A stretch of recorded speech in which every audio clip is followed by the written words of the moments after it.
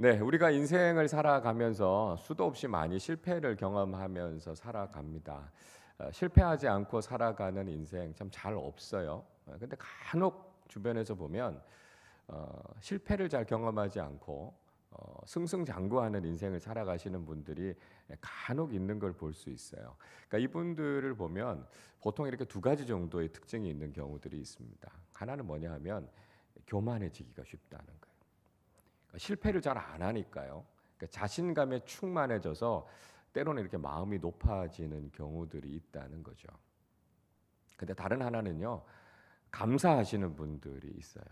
어떻게 성공하게 되셨습니까? 이렇게 물어보면, 운이 좋았습니다. 아니면 상황이 좋았어요.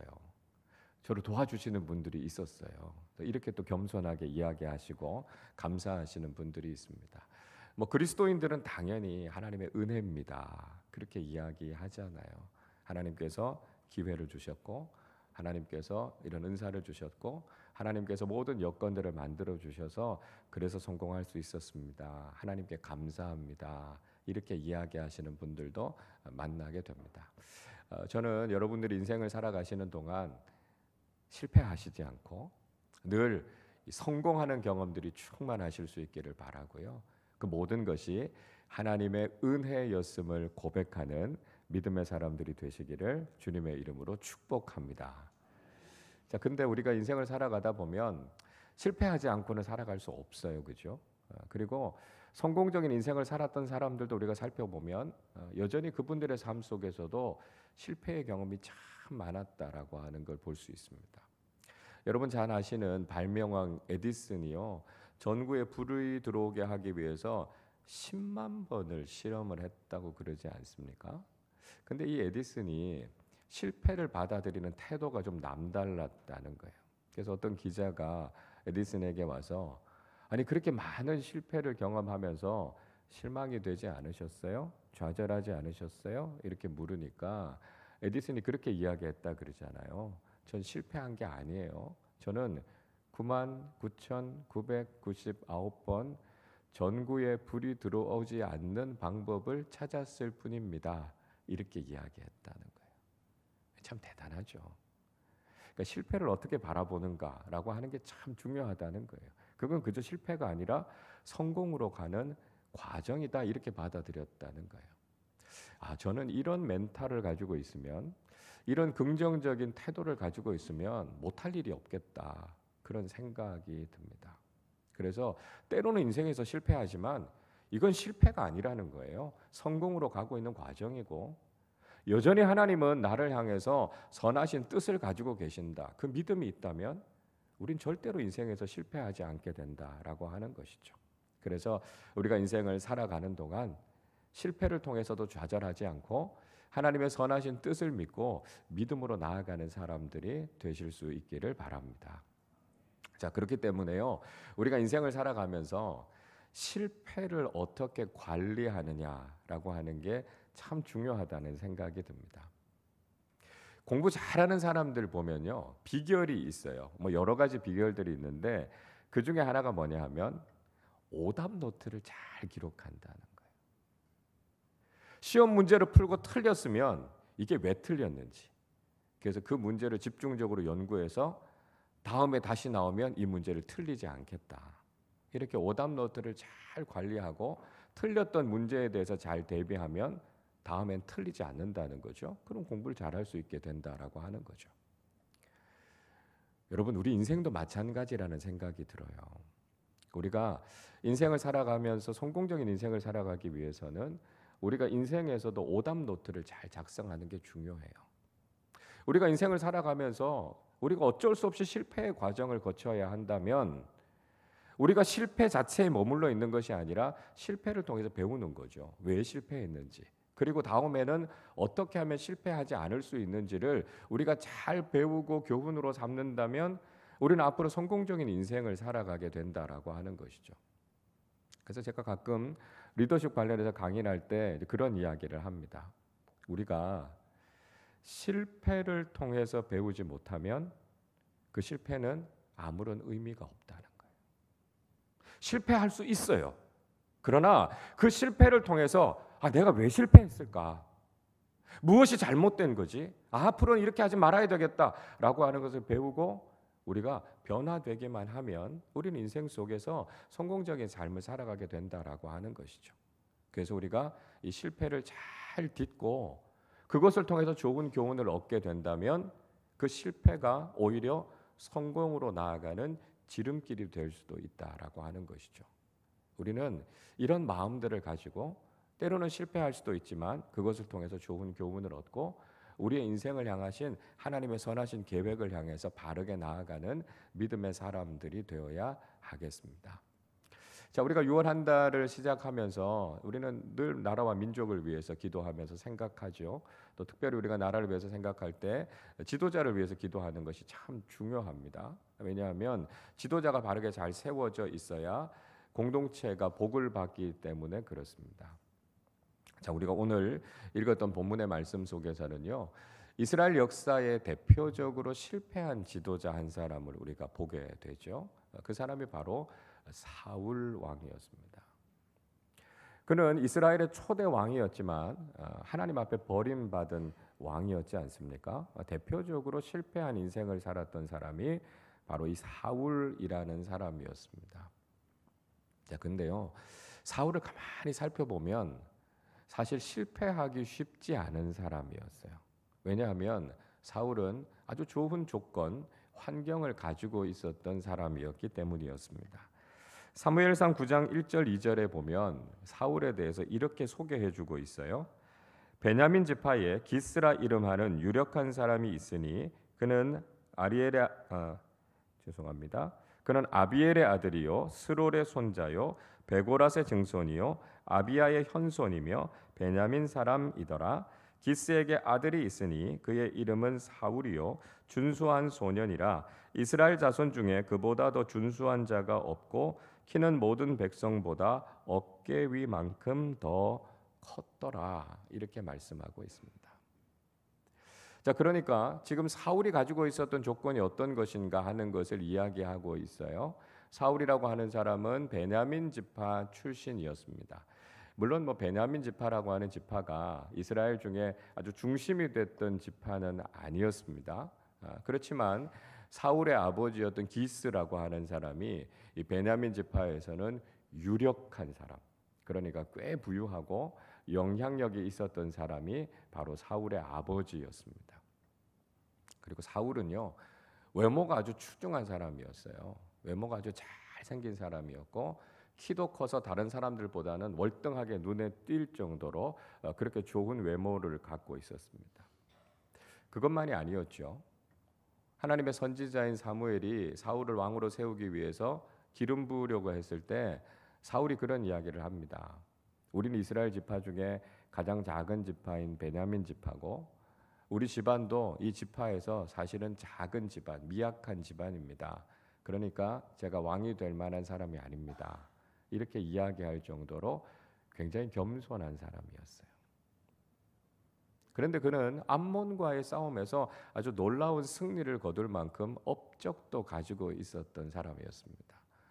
또 사울이 왕이 된다라고 하는 이야기를 듣고 반대했던 사람들이 있었는데 그 사람들까지 포용할 정도로 굉장히 너그러운 마음을 가지고 있었던 사람이 사울이었어요. 그런데 사울은 하나님 앞에 버림받은 왕이 됐습니다. 이렇게 인간적으로 좋은 조건을 가지고 있었고 누가 봐도 지도자가 될 만한 사람, 지도자로서 잘 할 만한 사람이다라고 하는 모습을 보였음에도 불구하고 사울은 하나님 앞에 버림받았다라고 하는 것이죠. 자, 그 이유가 무엇이었을까요? 이스라엘의 왕정을 열었던 아주 역사적인 인물이었던 사울, 이렇게 좋은 조건을 가지고 있었던 사울이었음에도 불구하고 그가 결국 실패하고 말았던 이유가 무엇이었겠습니까? 오늘 본문은요, 그 이유에 대해서 아주 명확하게 우리에게 들려주고 있습니다. 자, 13절 상반절을 보십시오. 이렇게 말씀해요. 사울이 죽은 것은 여호와께 범죄하였기 때문이라 말씀합니다. 사울이 왜 실패했다고요? 그가 인간적으로 뭔가 부족한 것이 있었기 때문이 아니었습니다. 사울이 실패한 유일한 이유는요, 그가 하나님 앞에 죄를 지었기 때문이다 라고 이야기하고 있습니다. 여러분, 우리가 인생을 살아가면서 왜 실패했을까? 그 이유를 찾을 때 그 진단을 잘못할 때가 있어요. 그래서 엉뚱한 곳에서 이유를 찾기 때문에 때로는 그 실패를 통해서도 우리의 인생이 변하지 않는 거죠. 그러니까 왜 실패했는가? 정확한 이유를 우리가 짚어낼 수 있어야, 그래야만 그걸 개선할 수 있고요. 다시는 그런 잘못에 빠지지 않게 된다라고 하는 것이죠. 사울이 왕위로부터 버림받았던 것, 사울이 죽임 당했던 것은 다른 이유가 아니었습니다. 하나님 앞에서 그가 바르게 서지 못했기 때문이에요. 하나님 앞에 죄를 지었기 때문이다라고 하는 것이죠.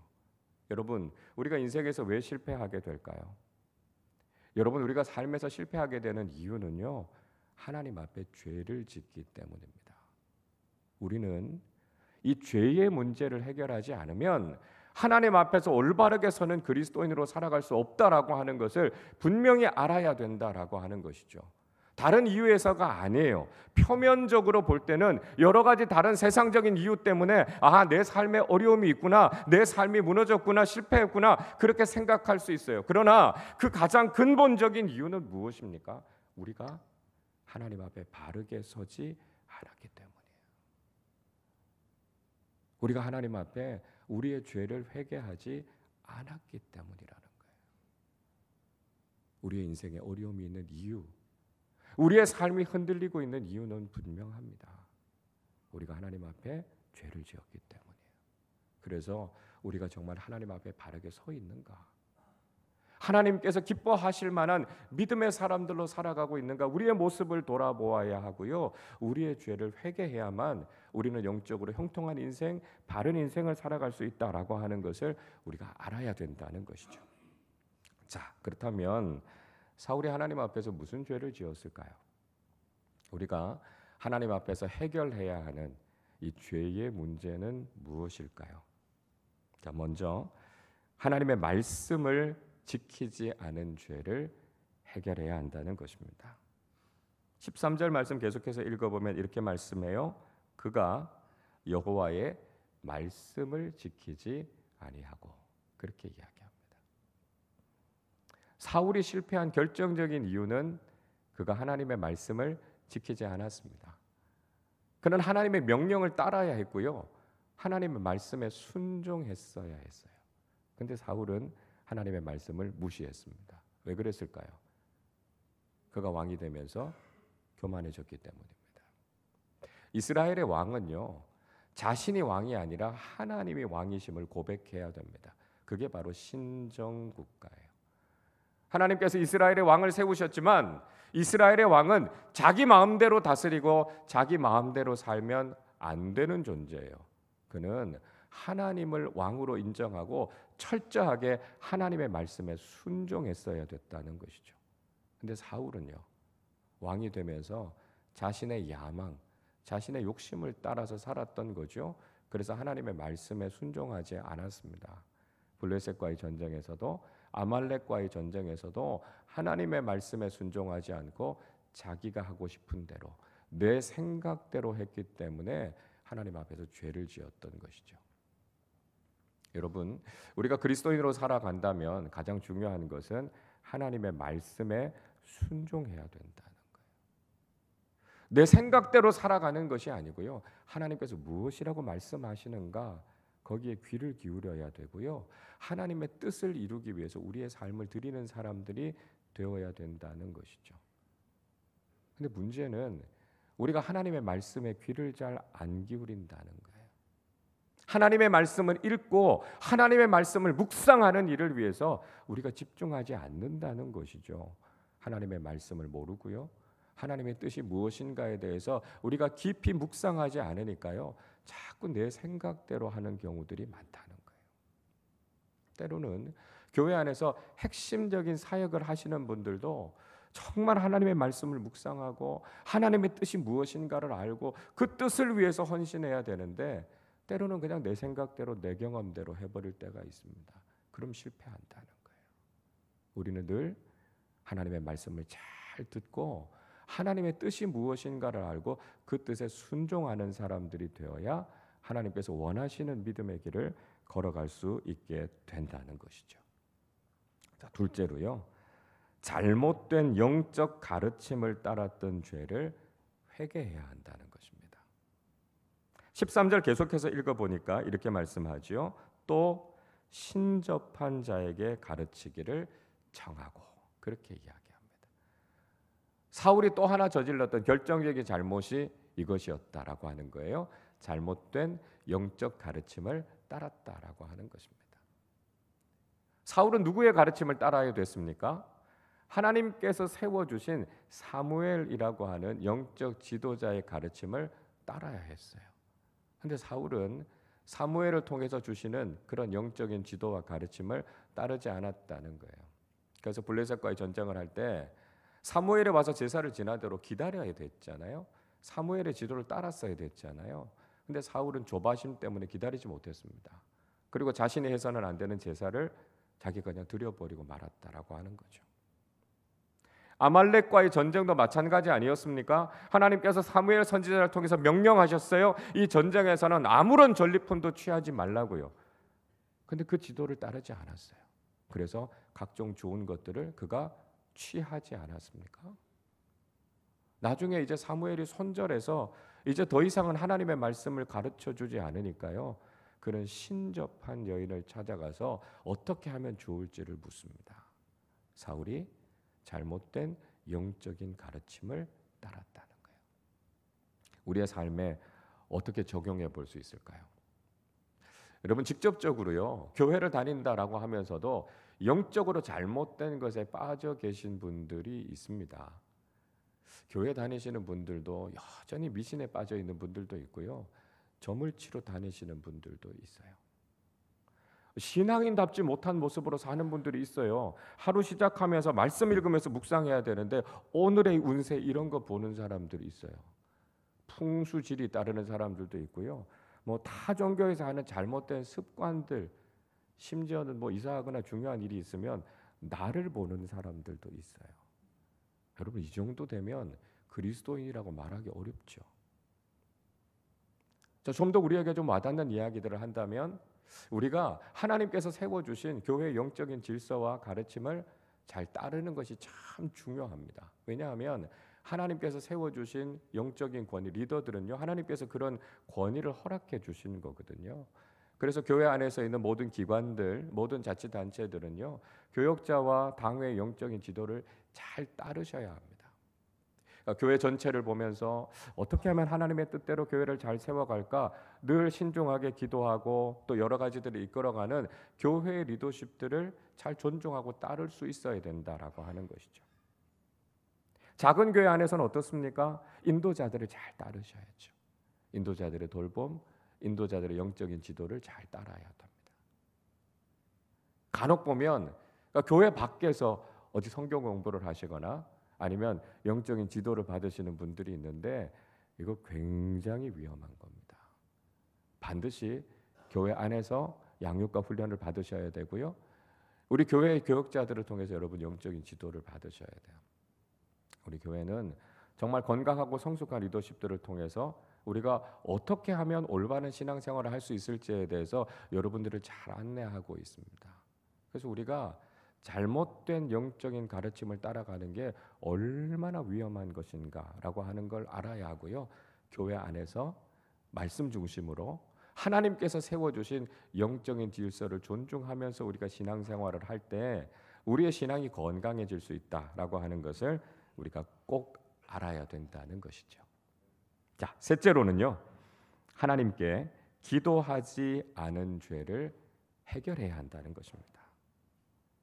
14절 상반절 보니까요, 이렇게 말씀해요.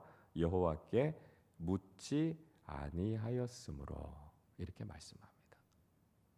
사울의 또 하나의 죄가 무엇입니까? 하나님께 묻지 않았다는 거예요. 이거 다시 말씀드리면 하나님께 기도하지 않았다는 것입니다. 자, 우리는 이 말씀을 통해서 기도가 가지고 있는 진짜 의미가 무엇인가라고 하는 걸 알게 됩니다. 우리는 흔히 기도를 우리가 가지고 있는 요구를 하나님께 가서 내놓는 것을 기도라고 생각해요. 근데 사실 보다 본질적인 기도의 의미는 무엇입니까?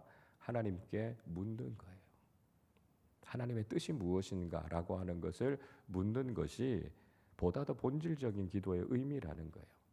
재미있는 것은요, 다윗은 항상 하나님께 물었어요. 하나님, 이 전쟁 해야 됩니까? 말아야 됩니까? 물었어요. 하나님, 이 전쟁 해야 되는 거면 어떻게 해야 되죠? 기습 공격을 해야 됩니까? 매복을 해야 됩니까? 어떤 방법을 써야 됩니까? 하나님 앞에 철저하게 물었어요. 그리고 하나님의 뜻과 대답을 기다리고 그 말씀에 순종했던 것이 다윗이었습니다. 여러분, 우리의 기도에서 저는 정말 달라져야 되는 부분들이 이 부분이라고 생각해요.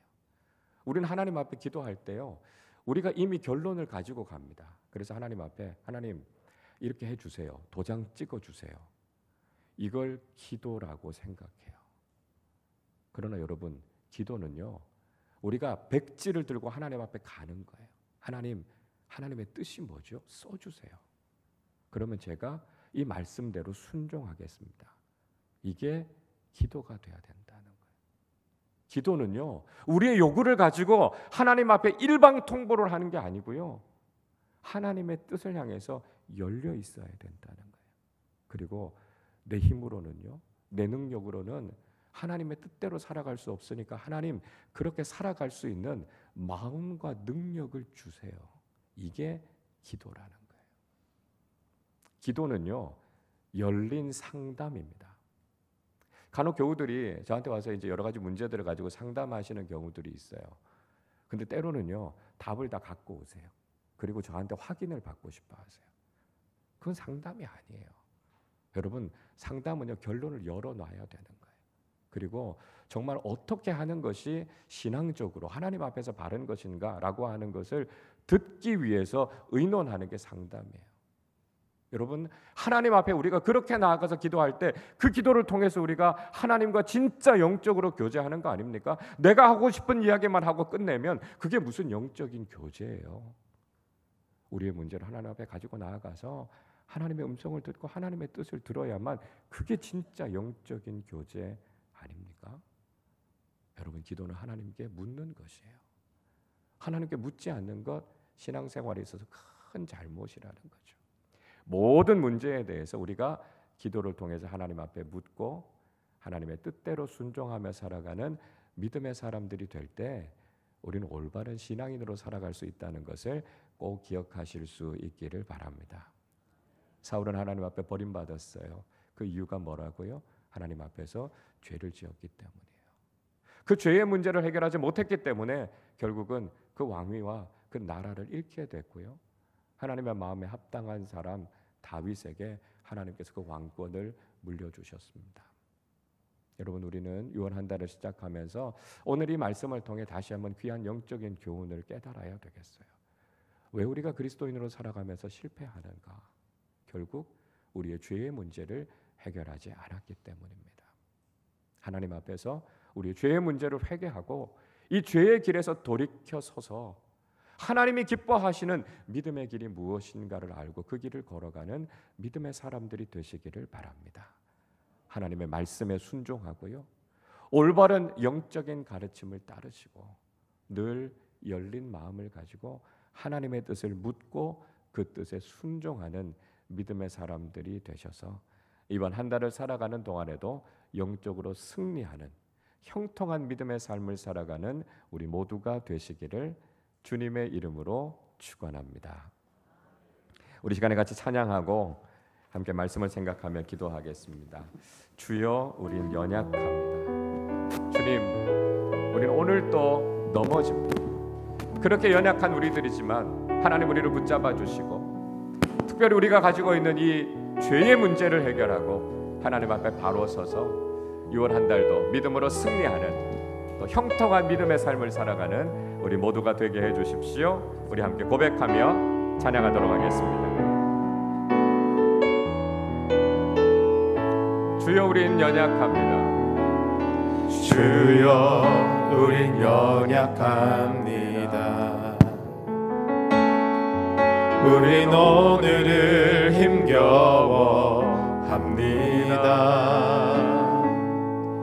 주 뜻 이루며 살기에 부족합니다. 우린 우린 연약한 주여 우린 넘어집니다.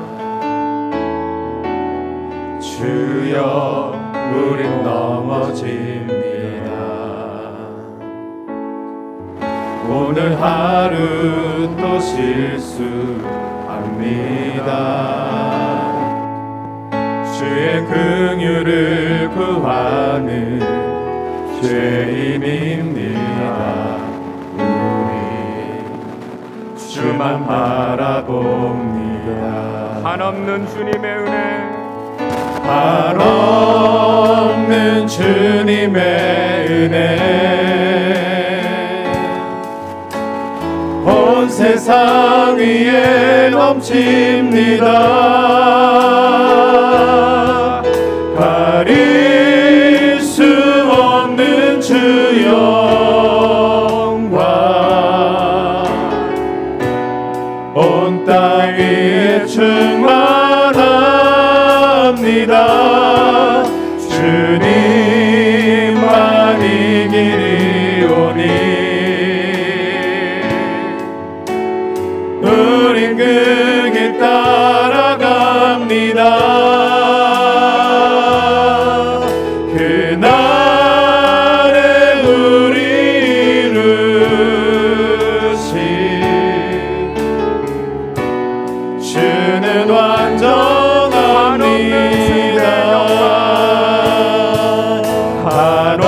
한없는 주님의 은혜, 온 세상 위에 넘칩니다. 가릴 수 없는 주 영광,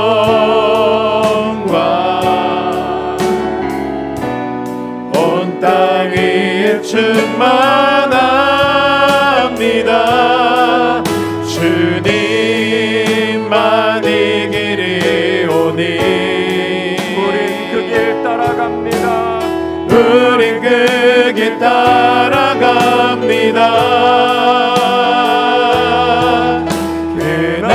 그날에 우리 이루신 주는 완전합니다. 한없는 주님의 은혜, 온 세상 위에 넘칩니다. 온 세상 위에 넘칩니다. 가릴 수 없는 주 영광, 온 땅 위에 충만합니다.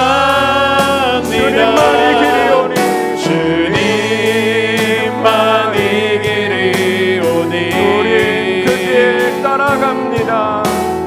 우린 그 길 따라갑니다. 그날에 우리 이루신 주는 완전합니다. 주는 완전합니다. 그날에 우리 이루신 그날에 우리 이루신 주는 완전합니다. 이 시간에 함께 기도하겠습니다. 그렇습니다. 우린 부족합니다. 우린 연약합니다. 우린 죄인입니다.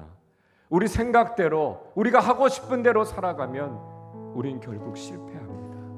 여러분, 우리 그렇게 살아오지 않으셨습니까? 그래서 삶 속에서 얼마나 많은 실패와 어려움을 경험해 오셨습니까?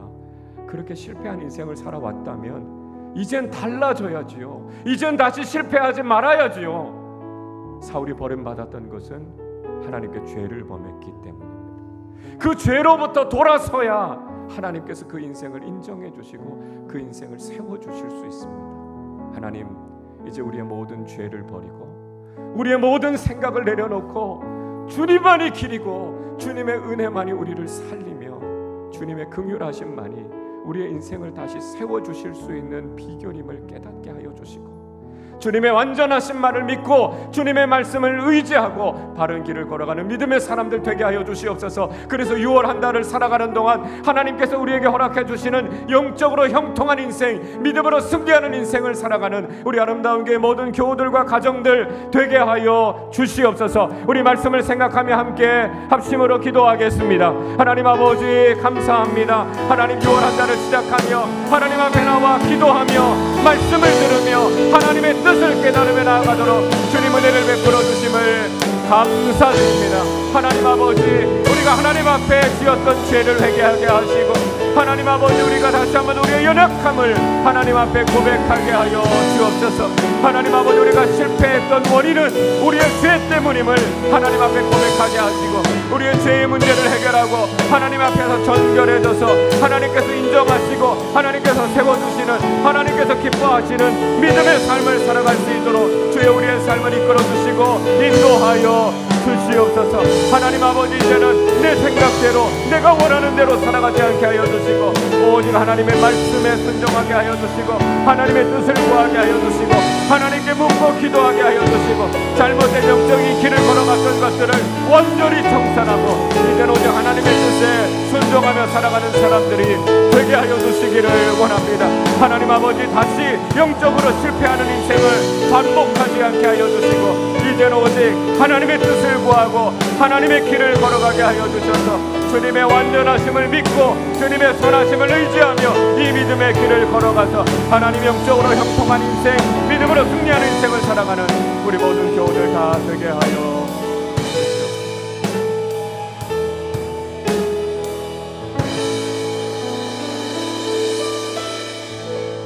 하나님 아버지, 그 크고 놀라우신 사랑에 감사를 드립니다. 하나님, 우리는 죄인입니다.